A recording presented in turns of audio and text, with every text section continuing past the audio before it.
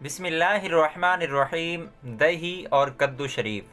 दोस्तों, आज की इस वीडियो में हम दही और कद्दू शरीफ के ऊपर बात करेंगे। दोस्तों देखो, मैं आपके लिए रोज़ाना वीडियो अपलोड करता हूँ, आपके लिए अहादीस बयान करता हूँ, अहादीस सुनाता हूँ, आपको पढ़कर वीडियो बनाता हूँ। तो आपसे सिर्फ यही गुजारिश है, थोड़ी सी मेरी हौसला अफजाई करें ताकि मेरे अंदर मज़ीद वीडियोस बनाने का हौसला पैदा हो। देखो, मैं कोई गलत कंटेंट नहीं बनाता बल्कि एक अच्छा कंटेंट बनाता हूँ। तो आप सबसे गुजारिश है कि प्लीज़ थोड़ी सपोर्ट दिखाएं। कद्दू शरीफ।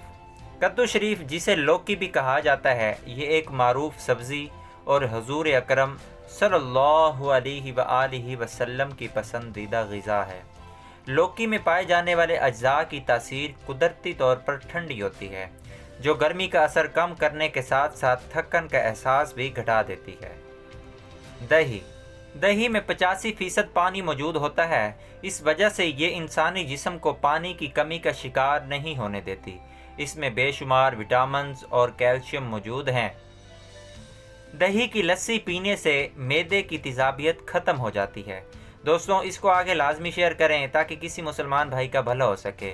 और अगर वीडियो अच्छी लगती है तो वीडियो को लाइक करके मेरे चैनल को लाजमी सब्सक्राइब करें। आपकी मोहब्बत का, आपकी सपोर्ट का बेहद